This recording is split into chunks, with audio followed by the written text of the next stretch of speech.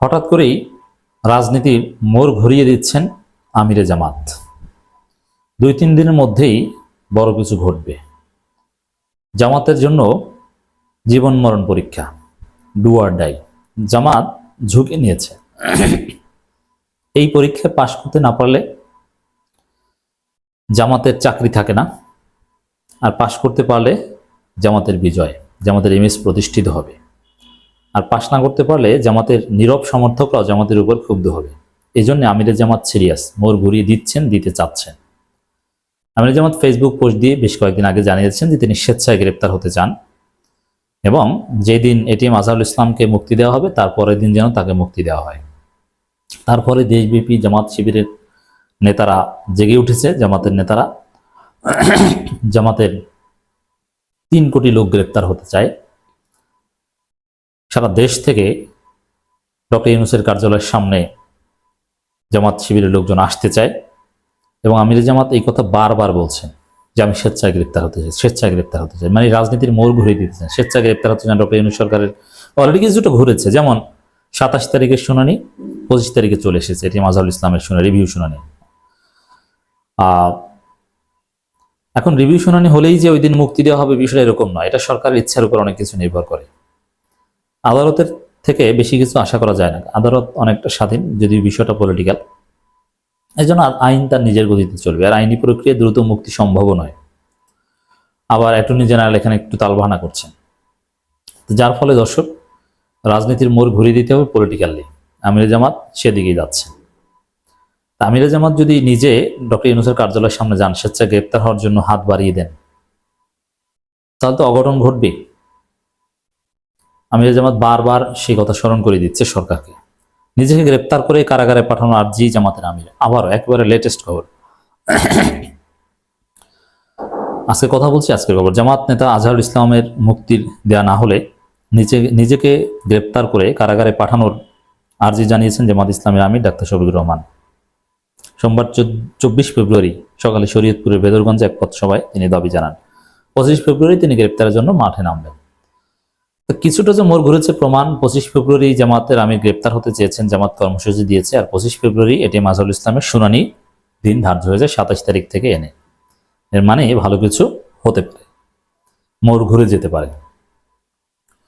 এখন এইটা যদি জামাত আদায় করতে পারে তাহলে তাদের যে আরেকটা দাবি নিবন্ধন ফিরে পাওয়ার, সেটাও একটা সুরাহা হবে বলে আমরা মনে করি।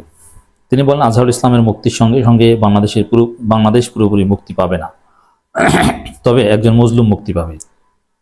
বাংলাদেশকে মুক্ত করতে হলে এদেশের যুব সমাজকে এগিয়ে আসতে হবে। আজহারুল ইসলামের মুক্তির পর জামাত তাদের নিবন্ধন নিয়ে রাজনীতি করবে। নিবন্ধনটা এরকম আঙ্গুল বাঁকা করে আদায় করবে। আঙ্গুল বাঁকা করলে সম্ভব, এটা ডক্টর ইউনূস সরকার তো গণতান্ত্রিক সরকার, সম্ভব। তবে দুঃখজনক, তবে এটা জামাতের ব্যর্থতা যে এটিএম আজহারুল ইসলামের বিষয়ে দর কষাকষি করতে পারেনি। বিএনপি তো সবাইকে মুক্ত করে নিয়েছে, খুনি, চোর, ছ্যাচর, দুর্নীতিবাজ সবাইকে মুক্ত করে নিয়েছে। টানা 15.5 বছর আমাদের ওপর জুলুম চলেছে। আমরা আন্দোলন করেছি ফেসিবাদী সরকারকে সরানোর জন্য। আমরা রাজনীতিবিদরা পারিনি, কিন্তু সেই সব কষ্ট, দুঃখ, যাতনা, জুলুম একত্রিত হয়ে যে শক্তি তৈরি হয়েছিল আমাদের ছাত্রদের নেতৃত্বে, সেই শক্তিতে বাংলাদেশ মুক্ত হয়েছে। দেখেন, বিএনপি কিন্তু এটা স্বীকার করে না।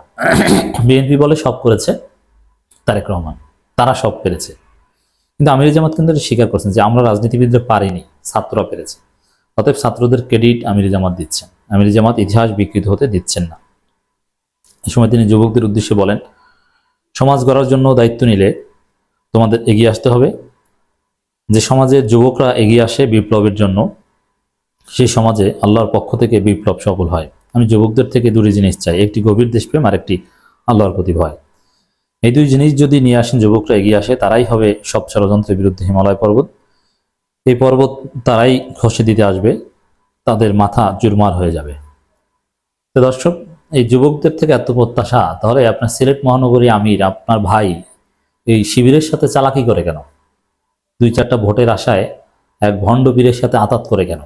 এক ভণ্ড পীরকে খুশি করার জন্য শিবিরকে বলি দেয় কেন? এটা ধরেন, এর জবাব আপনাকে দিতে হবে। আপনি যুবকদের কথা উপরে উপরে বলবেন আর ভণ্ড পীরকে খুশি করতে গিয়ে শিবিরকে বলি দিবেন, এটা তরুণ প্রজন্ম মেনে নেবে না। অতএব তরুণরা, যুবকরা আপনার কথায় রেসপন্স করবে কখন? যখন আপনি সঠিক লাইনে থাকবেন। আমিরে জামাত আপনাকে জবাব দিতে হবে, ফেসবুকে জবাব দিতে হবে, অন্য কোথাও নয়। সবাই কথা বলেন। তো দর্শক, এই যে আমিরে জামাতের আর্জি, জেলে যাওয়ার কথা বারবার, এগুলো রাজনীতির মোড় ঘুরিয়ে দেওয়ার মতো। অতএব আগামী 2-3 দিনের মধ্যেই রাজনীতিতে কিছু একটা ঘটবে। হয় জামাত সফল হবে, না হলে জামাতকে আর কঠিন পরীক্ষার মুখোমুখি হতে হবে। তবে আমার মনে হয় যে সরকার ভালো কিছু করবে।